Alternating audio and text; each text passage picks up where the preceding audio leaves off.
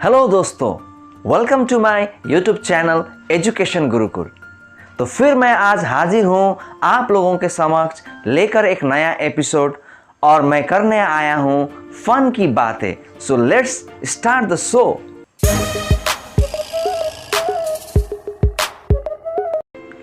एक बार मैं अपने स्कूल में क्लास ले रहा था और मेरा टॉपिक था नेक कार्य। तो मैंने बच्चों को बताया, बच्चों किसी गरीब या असहाय व्यक्ति की सेवा करना नेक कार्य होता है।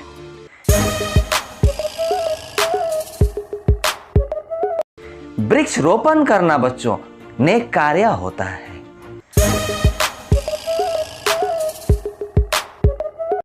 अपने आसपास के इलाकों को स्वच्छ रखना नेक कार्य होता है।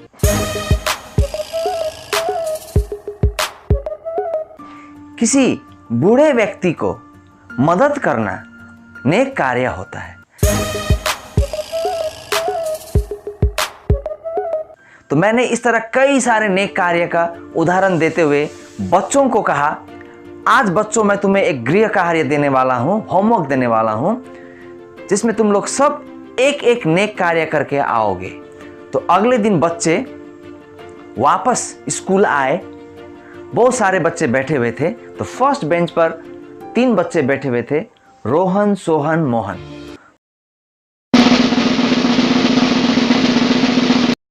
तो मैंने रोहन को कहा, रोहन बताओ तुमने क्या नेक कार्य किया। तो रोहन खड़ा होकर कहने लगा, सर मैंने एक बूढ़े व्यक्ति को रोड पार करने में मदद किया।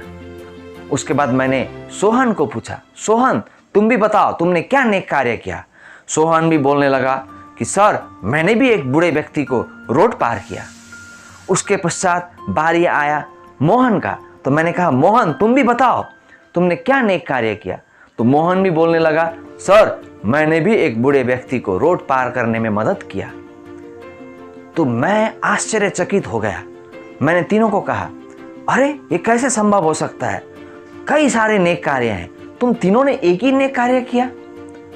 तो रोहन खड़ा होकर कहने लगा, सर एक्चुअली हुआ क्या कि कालचिनी चौपती तो आप जानते ही हैं, एक है जो हासीमारा रोड, एक है राजा भातकुआ रोड और एक रांगामाटी रोड। तो रांगामाटी रोड में एक बूढ़े अंकल खड़े हुए थे। तो मैंने कहा, अंकल मैं आपको रोड पार कर दूंगा, मैं नेक कार्य करना चाहता हूँ। तो बूढ़े अंकल ने कहा, क्या बेटा मुझे रांगामाटी जाना है, मैं सही जगह में खड़ा हूँ, मैं क्यों रोड पार हूँ, नहीं मुझे रोड पार नहीं होना है। तो अंकल मान ही नहीं रहे थे। तो मैंने जबरदस्ती उनको कहा, चलिए अंकल आपको रोड पार करना ही पड़ेगा, चलिए मेरे साथ। तो जब वो नहीं माने तो मैंने देखा कि वहाँ तुरंत सोहन और मोहन भी आ पहुँचे। तो मैंने सोहन और मोहन को भी बुलाया, अरे सोहन मोहन इधर आओ। तो हम तीनों ने उनको जबरदस्ती उठाकर अपने कंधे में रखकर सीधा रांगामाटी रोड से रोड पार करते हुए उन्हें कालचिनी चौपती के हासीमारा रोड में छोड़ दिया सर। तो हुआ ना हम तीनों का नेक कार्य सर।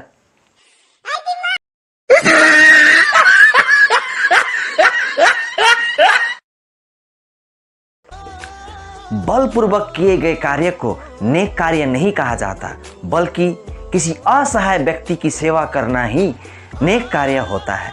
जनहित में जारी। दोस्तों एक बार हैमिल्टनगंज के एक फेमस होम्योपैथी डॉक्टर ने एक ऑफर दिया। उन्होंने अपने क्लिनिक के बाहर एक पोस्टर लगवाया और पोस्टर में लिखा था, 100 रुपया में किसी भी बीमार का इलाज कराओ और इलाज ना कर पाने पर 500 रुपया वापस ले जाओ।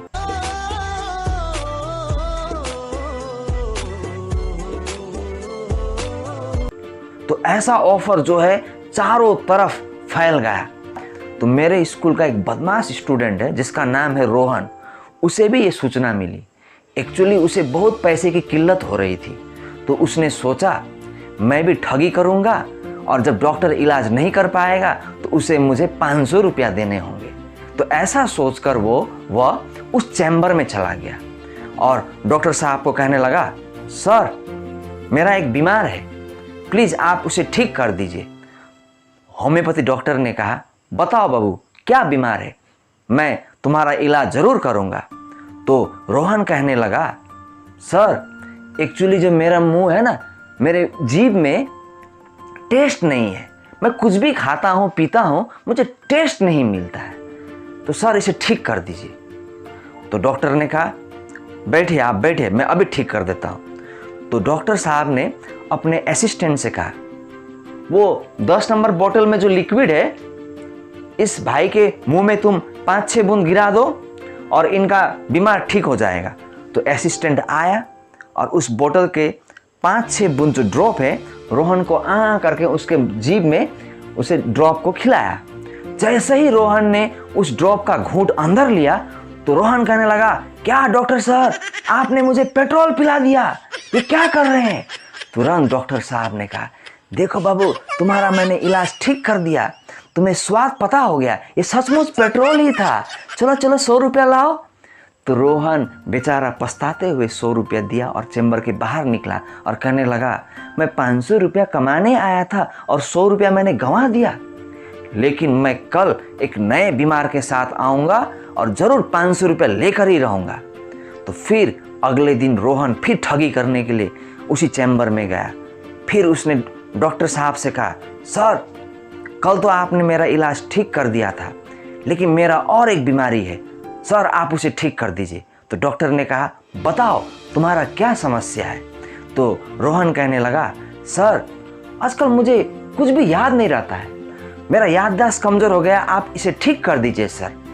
तो डॉक्टर साहब ने कहा, बैठिए बैठिए आप बैठे, मैं अभी ठीक करता हूँ। तो उन्होंने फिर कहा, असिस्टेंट वो जो 10 नंबर का बोतल का जो लिक्विड है इस बाबू के मुंह में वो ड्रॉप खिलाओ, ये अभी ठीक हो जाएंगे। जैसे रोहन ने 10 नंबर बोतल सुना तो वो कहने लगा, सर वो 10 नंबर बोतल तो पेट्रोल है सर, पेट्रोल, आप फिर मुझे पेट्रोल खिलाएंगे, पेट्रोल पिलाएंगे।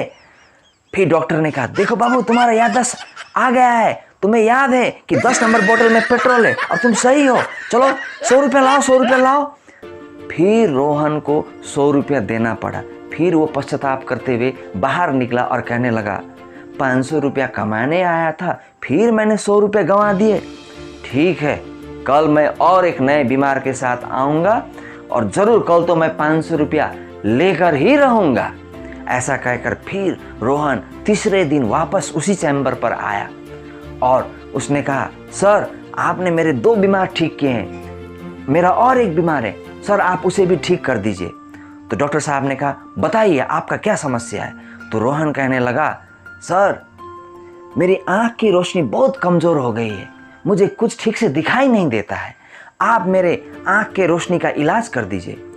तो डॉक्टर साहब कहने लगे, ओहो सॉरी, ये इलाज लेकिन मैं नहीं कर सकता हूँ, मैं अभी आपको 500 रुपया दे देता हूँ क्योंकि अब मैं ये बीमार का इलाज नहीं कर सकता हूँ। तो रोहन बहुत खुश हो गया। तो उन्होंने कहा, असिस्टेंट वो जो नोट है 500 रुपये का, इन्हें दे दो। तो असिस्टेंट ने रोहन के हाथ में एक नोट थमा दिया। रोहन ने ऐसा नोट देखा और कहने लगा, सर आप तो झूठ बोलते हैं, 500 रुपया कह के आप मुझे 20 रुपये का नोट दे रहे हैं, ये नाइंसाफी है। डॉक्टर साहब ने कहा, चलो 20 रुपये वापस लाओ, तुम्हारी आंख की रोशनी एकदम ठीक है, मैंने ठीक कर दिया, ये 20 रुपये का ही नोट है, इसका मतलब तुम्हारी आंख की रोशनी भी वापस आ गई है, चलो 100 रुपये निकालो, 100 रुपये निकालो। रोहन को फिर 100 रुपया देना पड़ा।